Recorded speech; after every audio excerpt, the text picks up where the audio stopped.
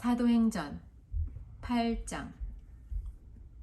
사울은 스데반이 죽임당한 것이 마땅하다고 생각했습니다. 그날에 예루살렘 교회에 큰 박해가 시작되었습니다. 사도들을 빼고는 모든 믿는 사람들이 유대와 사마리아 지방으로 흩어졌습니다. 경건한 사람들이 스데반을 묻어주고 그를 생각하며 통곡하였습니다. 한편 사울은 교회를 없애버리려고 집집마다 찾아다니면서 남자든 여자든 닥치는 대로 끌어내어 감옥에 넣었습니다. 흩어진 사람들은 어디를 가든지 하나님의 말씀을 전했습니다. 빌립은 사마리아 성으로 가서 그곳 사람들에게 그리스도를 전파했습니다. 사마리아 사람들은 빌립이 하는 말을 듣고 그가 행하는 기적을 보자 한마음으로 빌립의 말을 귀담아 들었습니다. 이는 그가 악한 귀신에 사로잡힌 사람들에게서 그 귀신들을 쫓아냈기 때문입니다. 귀신들은 큰 소리를 지르며 몸에서 빠져나갔습니다. 빌립은 중풍에 걸린 사람과 다리 저는 사람들도 많이 고쳐주었습니다. 사마리아 성에는 큰 기쁨이 넘쳤습니다. 사마리아 성에 시몬이라는 사람이 있었습니다. 빌립이 사마리아에 오기 전만 해도 시몬은 성에서 마술을 하면서 사람들을 놀라게 하기도 하고 스스로 위대한 인물이라고 하면서 잘난 체 하던 사람이었습니다. 낮은 사람에서부터 높은 사람에 이르기까지 모두 이 사람이야말로 큰 능력으로 알려진 하나님의 능력을 받은 사람이다 라고 소리를 지르곤 했습니다. 시몬은 백성의 관심을 한몸에 받던 사람이었습니다. 시몬이 오랫동안 마술로 사람들을 놀라게 했기 때문에 사람들이 그를 따랐습니다. 그러나 빌립이 그들에게 하나님의 나라와 예수 그리스도의 이름에 관한 복음을 전하자 남자 여자 할 것 없이 다 빌립의 말을 믿고 세례를 받았습니다.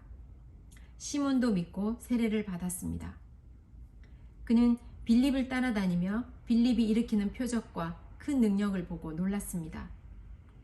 사마리아 사람들이 하나님의 말씀을 듣게 되었다는 소식을 들은 예루살렘에 남아있던 사도들은 베드로와 요한을 그들에게 보냈습니다. 사마리아에 도착한 베드로와 요한은 사마리아 사람들이 성령을 받게 해달라고 기도했습니다.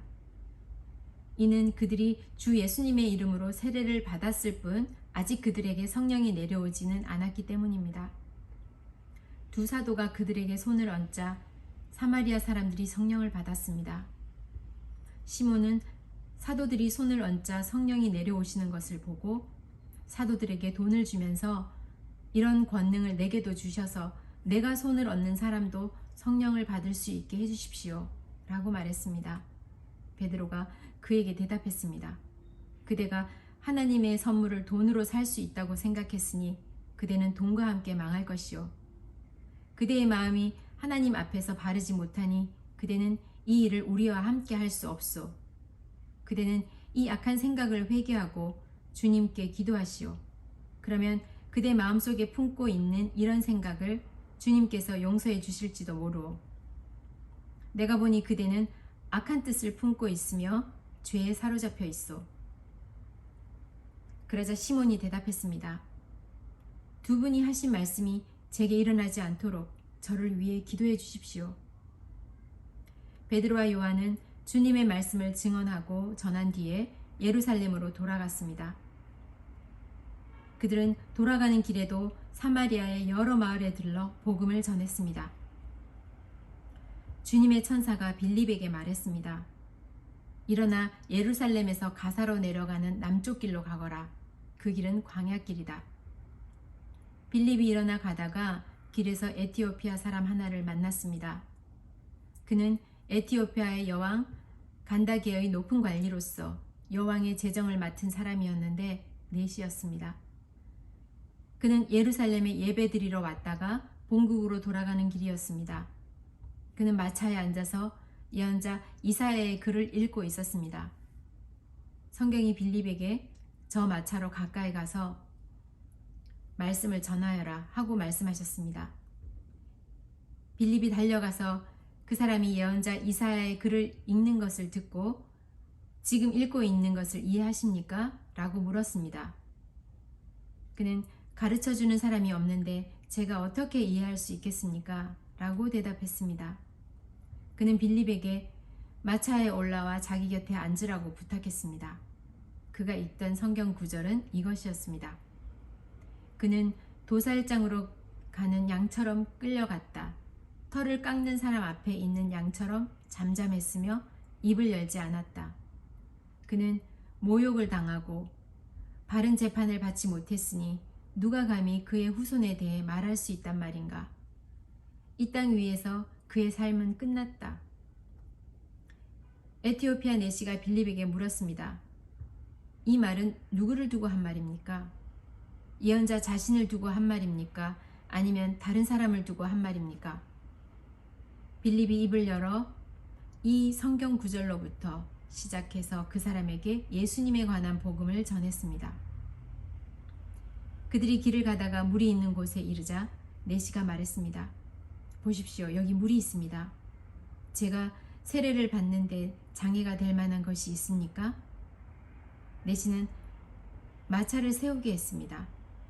빌립은 내시와 함께 물로 내려가 그에게 세례를 베풀었습니다.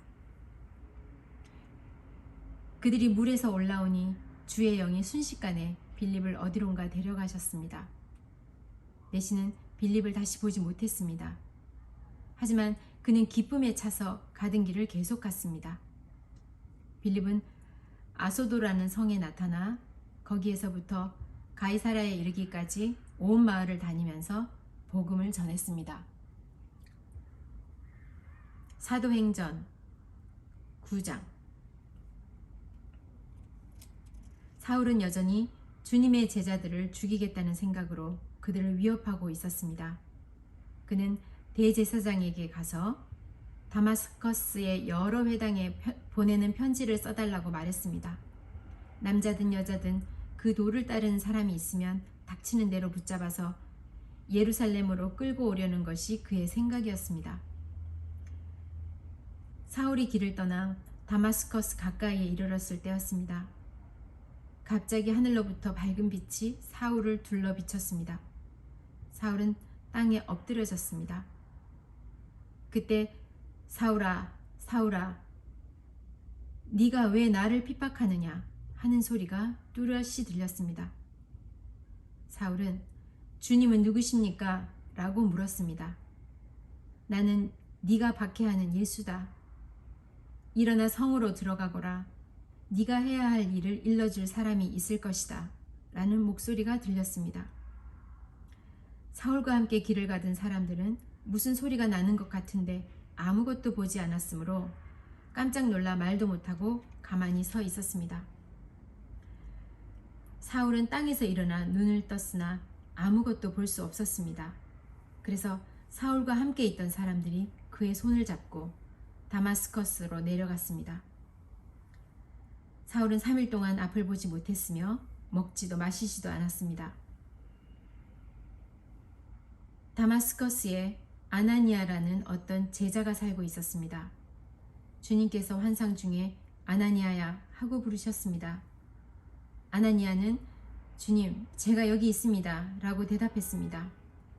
주님께서 아나니아에게 말씀하셨습니다.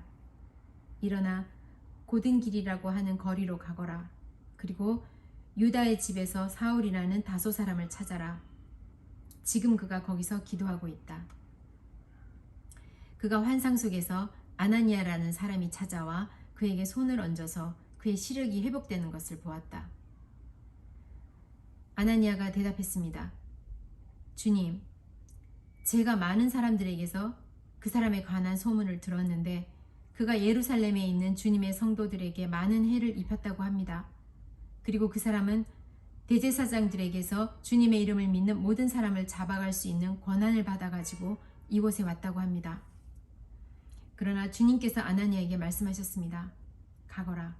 그는 이방 사람들과 여러 왕들과 이스라엘 백성 앞에서 나의 이름을 전하도록 선택된 나의 도구이다. 그가 내 이름을 위해 얼마나 많은 고난을 당해야 할지를 내가 그에게 보여주겠다. 아나니아는 그곳을 떠나 사울이 있는 집으로 가서 사울에게 손을 얹고 말했습니다. 사울 형제여, 그대가 이리로 오는 길에 나타나셨던 주 예수님께서 나를 보내셨습니다. 예수님께서 나를 보내신 것은 그대의 시력을 다시 회복하고 성령으로 충만하게 하려는 것입니다. 그러자 곧 사울의 눈에서 비늘 같은 것이 떨어져 나갔고 사울은 다시 보게 되었습니다. 사울은 일어나 세례를 받았습니다. 그는 음식을 먹고 기운을 되찾았습니다. 사울은 며칠 동안 다마스커스에 있는 제자들과 함께 지냈습니다. 그는 곧바로 회당에서 예수님은 하나님의 아들이다 라고 선포하기 시작했습니다. 사울의 설교를 들은 사람들은 놀라서 물었습니다. 이 사람은 예루살렘에서 예수님을 믿던 사람들을 닥치는 대로 죽이던 사람 아닙니까? 그가 이곳에 온 것도 제자들을 붙잡아서 대제사장들에게 넘겨주려는 것이 아니었습니까? 그러나 사울은 더욱 힘을 내어 예수님이 그리스도인 것을 증명함으로 다마스커스에 사는 유대인들을 당황스러워했습니다. 여러 날이 지난 뒤에 유대인들은 사울을 죽이기로 모의하였습니다. 그러나 사울은 그들의 계획을 알게 되었습니다. 그들은 사울을 죽이려고 밤낮으로 성문을 철저히 지켰습니다. 어느 날 밤 사울의 제자들이 광주리에서 사울을 담아 성벽에 난 구멍을 통해 그를 성 밖으로 달아내렸습니다. 사울은 예루살렘으로 가서 그곳의 제자들과 어울리려 했으나 그들은 사울이 제자가 되었다는 사실을 믿지 못하고 모두 사울을 두려워했습니다. 하지만 바나바는 사울을 데리고 사도들에게로 갔습니다. 바나바는 사도들에게 사울이 길에서 주님을 본 것과 주님께서 사울에게 하신 말씀과 사울이 다마스커스에서 담대하게 예수님의 이름을 전한 일을 이야기해 주었습니다. 이렇게 해서 사울은 제자들과 함께 지내게 되었습니다. 그는 예루살렘을 자유롭게 다니면서 주 예수님의 이름을 담대하게 전했습니다. 사울은 그리스 말을 하는 유대인들과 이야기하고 논쟁을 벌이기도 하였으나 그들은 사울을 죽이려고 했습니다. 형제들이 이 사실을 알고 사울을 가이사라로 데려갔다가 다시 다소로 보냈습니다. 그러는 동안 유대와 갈릴리와 사마리아에 있는 교회들이 평화를 되찾았으며 터전을 든든하게 잡았습니다. 교회는 주님을 두려워하며 성령의 위로를 받아 믿는 사람들의 수가 점점 늘어났습니다. 베드로가 여러 지방을 두루 다니다가 루따에 사는 성도들에게까지 가게 되었습니다. 거기서 베드로는 애니야라는 사람을 만났습니다. 애니야는 중풍에 걸려 8년 동안 일어나지 못하고 누워 지내던 사람이었습니다. 베드로가 그에게 애니야여, 예수 그리스도께서 그대를 고쳐주실 거요. 일어나 자리를 정돈하십시오 라고 말했습니다. 그러자 애니야가 곧 자리에서 일어났습니다. 루따와 사론에 사는 모든 사람들이 그를 보고 주님께로 돌아왔습니다. 요빠에 다비다라는 여제자가 있었습니다. 그 이름은 그리스어로 하면 도르가인데 그 뜻은 사슴입니다. 다비다는 언제나 착한 일을 하고 가난한 사람들을 돕는 일에 힘썼습니다. 베드로가 루따에 머물고 있는 동안 다비다가 병이 들어 죽고 말았습니다. 사람들은 다비다의 시신을 씻어 다락방에 두었습니다. 루따는 요빠에서 가까운 곳에 있습니다. 요빠에 사는 제자들이 베드로가 루따에 있다는 말을 듣고 두 사람을 베드로에게 보내어 속히 와달라고 부탁했습니다. 베드로가 일어나 그들과 함께 요빠로 갔습니다. 베드로가 그곳에 이르자 사람들이 그를 다락방으로 안내했습니다.